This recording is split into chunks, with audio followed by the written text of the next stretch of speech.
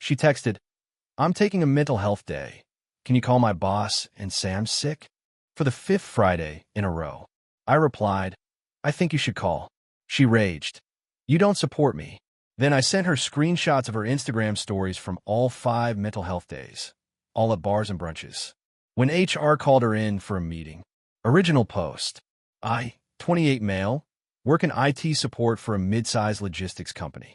Desk job, decent benefits, nothing glamorous. I troubleshoot servers, reset passwords, and listen to people describe their computer problems in ways that make me want to gently weep. But stable. I show up every day. That detail matters. My girlfriend, now ex, worked as a junior recruiter at a staffing agency. Decent gig, decent pay, roughly $52,000. She'd been there about a year and a half when all of this started. She liked the work fine, but hated the structure. Specifically, she hated Fridays. Not in a TGIF can't wait for the weekend way. In a I physically cannot bring myself to go to work on the last day of the week way. It started about 2 months into our relationship. We'd been together about 7 months total at that point. One Friday morning, she texted me, Hey babe, I'm really not feeling it today. Can you call my boss and tell him I woke up with a stomach bug? I don't want to fake the voice myself. I thought it was weird, but I didn't overthink it. People have bad days. I called, said she was under the weather. Her boss said no problem. Done. The second time was 3 weeks later. Same deal. Friday. Mental health day. Can you call? I did it. This time I noticed she was being pretty casual about it. She texted me at like 8:45 a.m., which meant she'd already decided not to go before even getting out of bed. But again, I didn't push it. The third time, I started paying attention. It was a Friday. She texted, I literally cannot today. My anxiety is so bad. Can you please call and say I have a migraine? By now, I noticed the rotation, stomach bug, migraine, not feeling well. She was cycling through excuses like a playlist on shuffle. I called, but this time I asked her afterward, Hey, are you okay? This is the 3rd Friday you've missed. If you're struggling, maybe you should talk to someone. She said, I am talking to someone. You, and you're supposed to support me. 4th Friday. Same text, almost verbatim. Mental health day. Call my boss. I called, but I checked her Instagram that afternoon. Not because I was suspicious, because I was bored at work and scrolling. And there it was. Her story. Posted at 1:30 p.m. on a Friday she called out sick for. A mimosa. A brunch spread. A selfie with her best friend with the caption, Friday, fuel sun, clinking glasses. Location tagged at a restaurant I recognized. I scrolled back. I never really paid attention to her Friday stories before, but now I went through them. Week 3. A cocktail at a rooftop bar. Posted at 3 p.m. on a Friday. Week 2. A photo of her and 2 friends at a day spa. Face mask on, champagne in hand. Self-care Fridays hit different. Week 1. Brunch. Different restaurant, same vibe. Eggs Benedict, a Bloody Mary, and the caption, Healing looks like this. Every single mental health day I'd called in for her was a girl's day out. Everyone. I didn't say anything that night. I went home. She was on the couch watching Netflix, and she said, Thanks for covering for me today, babe. I really needed it. I said, No problem. And I started screenshotting. I went back through her Instagram stories archive, the one she'd saved to highlights, and found the posts from all 4 Fridays. Screenshotted each one with a timestamp visible. Saved them to a folder on my phone. Not because I had a plan yet, just because my gut told me to keep receipts. 5th Friday, 8:52 a.m. The text came in, Can you call? Taking a mental health day. My anxiety is really bad this morning. I stared at that text for about 2 full minutes. Then I typed, I think you should call yourself this time. 3 dots appeared. Disappeared. Appeared again. Then, are you serious, RN? Yeah. If you're not feeling well, you should tell your boss directly. It'll sound more genuine. I asked you to do one thing. Why are you making this difficult? I called 4 times. I think it's reasonable to ask you to handle it yourself. Then the call came. Not to her boss. To me. She was heated. You don't support me. You know I struggle with anxiety, and you're literally refusing to help me with 1 phone call. Do you have any idea how hard it is for me to talk to my boss when I'm in this headspace? I said, "Your headspace last Friday involved mimosas at that place with the blue awning." Silence. "Excuse me. And the Friday before, that was a rooftop bar. And before that was a spa. And before that was brunch. I've seen your Instagram stories from every single Friday I called you in sick." Long pause. Then, "Are you stalking my social media now? It's public. You posted it. You tagged locations. You used hashtags. Those were after I took the morning to decompress. I went out in the afternoon because I felt better. You asked me to tell your boss you had a migraine at 9 a.m. By 1 p.m., you were doing tequila shots. They were margaritas, and that's not the point. It's exactly the point. You've been using me to lie to your employer so you could go party on Fridays. That stops today." She told me I was being controlling and unsupportive and that I didn't understand mental health. I told her I take mental health seriously, which is why it bothered me that she was using it as a cover story for bottomless brunch. She hung up on me. She did not call her boss that Friday. She just didn't show up. Update 1. So here's where things got messy. After our phone call, she didn't talk to me for 3 days.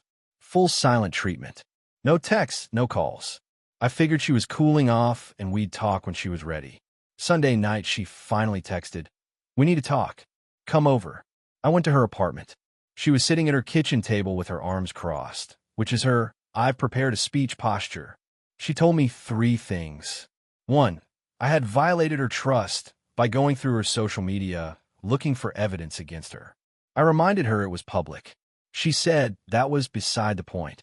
2. I was weaponizing mental health stigma by questioning her reasons for taking days off. I told her there's no stigma in what I said. The stigma is in using anxiety as a fake excuse while posting champagne selfies. 3. And this one was new. She told me her best friend agreed with her. Her best friend had apparently said I was being toxic and policing her body and her choices. Her best friend, by the way, was the person she'd been brunching with on at least 3 of the 5 Fridays. So her primary character witness was her co-conspirator. I sat there and let her finish. Then I said, "Are you going to keep doing this? The Friday thing?"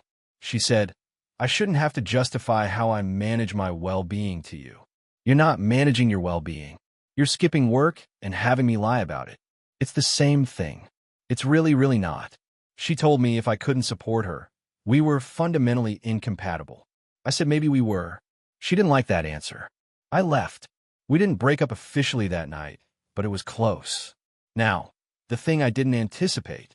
The following Monday, her boss called her into a meeting. Not because of me. I want to be extremely clear about this. I did not contact her employer. I didn't send screenshots. I didn't tip anyone off. What happened was simpler and dumber. She tagged the restaurant in her story the previous Friday. Her Instagram was public, and one of her coworkers, a woman on her same team, followed her on Instagram and saw the stories. This coworker had been covering my ex's Friday workload for weeks. Every time my ex called out, this coworker inherited her open candidate files, her scheduled interviews, her inbox.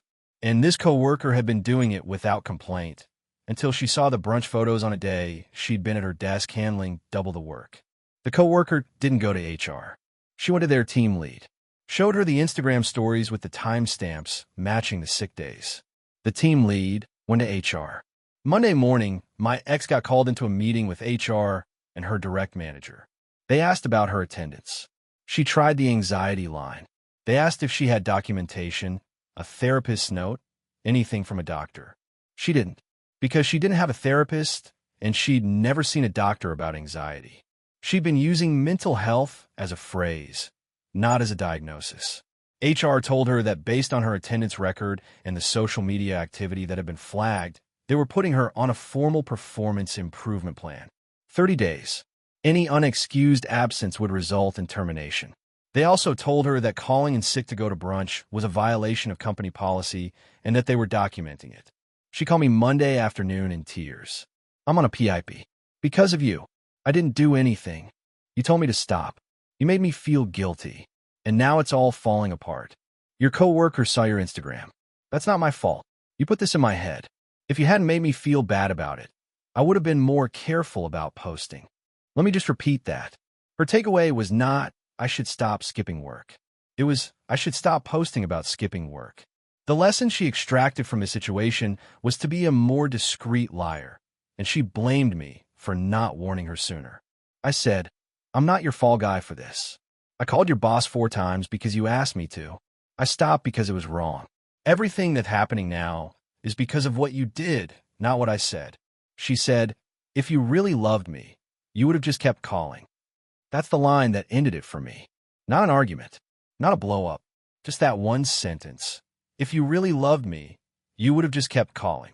Translation: if you really loved me, you'd help me commit fraud indefinitely without question. I said, "I think we're done." She said, "Fine, but don't come crawling back when you realize what you lost." I said, "I lost the privilege of calling your boss every Friday. I'll cope." Update 2. Okay, so it's been about 2 weeks since the breakup and the PIP situation, and things escalated in ways I genuinely didn't expect.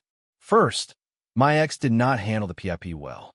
Instead of putting her head down and doing the 30 days clean, she took a combative approach. She apparently told her manager that the PIP was retaliation for taking mental health days and threatened to file a complaint with the state labor board. Her manager told her she was welcome to file whatever she wanted, but the PIP stood. Her coworker, the one who'd flagged the Instagram stories, was moved to a different pod to reduce tension, which my ex interpreted as proof that the coworker had done something wrong, not her. She texted me about a week after the breakup. "Just so you know, I'm fighting this. My friend said I have a case for mental health discrimination." I didn't respond. She texted again, "You're going to feel really stupid when I win." I left it on read. Now here's what happened behind the scenes.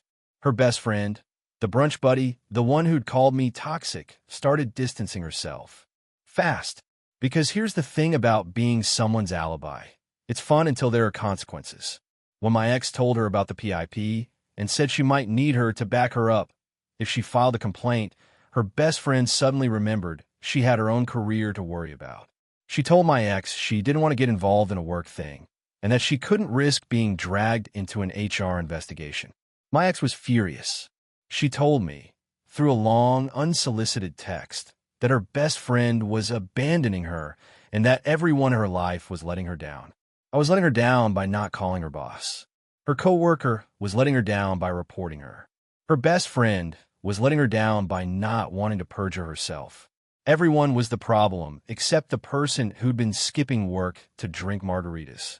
Then her mom got involved, because apparently the gravitational pull of a mother defending her daughter's poor decisions is a universal constant. Her mom called me. I didn't pick up. She left a voicemail that said, "I know my daughter isn't perfect, but she told me you refused to help her when she was struggling, and now she might lose her job. A real partner supports their other half, even when it's inconvenient." I raised her to expect better. I saved the voicemail. Didn't respond. But then her mom did something else. She called my ex's company, the front desk. She asked to speak to the HR manager. She introduced herself as my ex's mother and said her daughter was being discriminated against for having a mental health condition and that the family was exploring legal options. HR documented the call and told my ex about it the next day. Apparently, the conversation with HR went something like, "HR, your mother called our office today. My ex, she what? HR, she threatened legal action on your behalf. We need to ask, did you authorize this?" My ex, "No, I didn't. She did that on her own." HR, we want to be clear. Any further contact from family members regarding internal HR matters will be documented and may be considered harassment. My ex called her mom and apparently screamed at her for 20 minutes. Her mom, for what I gathered through the grapevine, didn't see the problem. She told my ex she was fighting for her and that my ex should be grateful to have a mother who shows up. Meanwhile, the performance improvement plan was running and my ex was not improving. She showed up every day for the first 2 weeks, which shouldn't be noteworthy, but apparently was. But her work quality had dropped. She was distracted, resentful, and openly hostile toward the co-worker who'd flagged her absences. She made passive-aggressive comments in team meetings. She CC'd her manager on emails that didn't require it, apparently as some kind of documentation strategy that made no sense. Her team lead told HR she was creating a hostile dynamic and that 2 other team members had complained about her attitude. Week 3 of the PIP, she called in sick on a Wednesday. A real sick day. Apparently, she actually had a cold. But it didn't matter. HR flagged it as an unexcused absence because she didn't provide a doctor's note, which the PIP required for all absences. She argued that requiring a note for a cold was excessive. HR said the PIP terms were clear and she'd signed them. She was terminated the following Monday. Not for the one Wednesday absence, for failure to meet PIP requirements combined with the behavioral issues. They gave her 2 weeks severance and walked her out. She texted me that evening. I lost my job. Are you happy now? I said, I'm sorry that happened, but I didn't do this. She said, you started this. All of it. If you just made the call that 5th Friday, none of this would have happened. I said, if you just gone to work, none of this would have happened either. She didn't respond. Update 3, final. It's been about 6 weeks since she was fired and a little over 2 months since we broke up. Here's the final picture. My ex filed for unemployment. She was initially denied because the termination was for cause, violating a performance improvement plan. She appealed. I don't know the outcome and honestly don't care. That's between her and the state. She also went through with threatening legal action, She consulted a lawyer about filing a mental health discrimination claim against her former employer. The lawyer, from what her sister told a mutual friend of ours, asked her 3 questions. Did she have a documented mental health diagnosis? No. Had she ever requested a formal accommodation under ADA? No. Had she provided any medical documentation during the PIP process? No. The lawyer told her she didn't have a case. She argued. The lawyer apparently said something along the lines of, Instagram stories at brunch are not evidence of a disability. She didn't retain the lawyer. Her best friend, the brunch co-conspirator, fully bailed. They had a falling out about 2 weeks after the firing when my ex asked to borrow $800 for rent. Her best friend said no. My ex said that was proof she never really cared. Her best friend said, I cared enough to tell you 6 months ago to stop posting your sick days on social media, and you told me to mind my business. They haven't spoken since. That detail hit me when I heard it, because it meant someone had already warned her. Before me, before the coworker, before HR. Her own best friend had told her this was going to catch up with her, and she'd ignored it. She'd been given multiple off-ramps and blew past every single one. Her mom continued to be her mom. She posted something on Facebook, a vague paragraph about how the system punishes women for prioritizing their mental wellness and how corporate America doesn't deserve my daughter. It got about 15 likes, mostly from family members. One of her ex-coworkers apparently saw it and commented, she called in sick to go to brunch 5 times. That's not prioritizing wellness. The comment was deleted within an hour, but not before people screenshotted it. Because of course they did. Her sister, the one I'd only met twice, reached out to me about a month after everything. Sent me a DM that said, hey, I know this is weird, but I want to say I don't blame you for any of this. She's been like this since high school. She got fired from a summer job at 16 for the same thing. Nobody in the family is surprised. I told her thanks and that I hope things got better for their family. She said they won't, but I appreciate it. The coworker who'd flagged the Instagram stories, I actually ran in her randomly about 3 weeks ago at a coffee shop. She recognized me from a photo my ex had shown her during the relationship. She came up to me and said, hey, you're her ex, right? I braced myself, but she just said, I want you to know I didn't report her to be mean. I was just tired. I was covering her work every Friday for 2 months, and she was posting brunch photos while I ate lunch at my desk. I snapped. I said, you don't owe me an explanation. But for what it's worth, I think you did the right thing. She said, she told everyone on the team that you were the one who called HR. I didn't. I know. But that's the story she's telling. Of course it is. That's the thing about people who refuse to take responsibility. They always need a villain. First it was me for not making the call. Then it was the coworker for reporting her. Then it was HR for enforcing policy. Then it was the lawyer for not taking her case. Then it was her best friend for not lending her money. The common denominator in every chapter of this disaster was her, and she was the only one who couldn't see it. The honest part, the part one don't love, is that I enabled it for a month. For phone calls. For lies to her boss. I did that. I let myself get used as a tool because it was easier to call than to confront. And when I finally said no, she treated it like betrayal because I'd set the precedent that I'd always say yes. I think about that sometimes. Not with guilt exactly, more with the kind of clarity you get when you realize a pattern you were part of. I was the path of least resistance, and when I stopped being easy, the whole system broke. I'm back to my routine. Work, home, weekends. I've been eating better since the breakup. Not because I'm on some self-improvement arc, but because I stopped ordering takeout for two. My grocery bill went down $200 a month, which is depressing math, but honest math. My buddy at work asked me last week if I'd started dating again. I said, not yet. He said, what's your deal breaker now? I said, anyone who asked me to call their boss. He thought I was joking. I wasn't.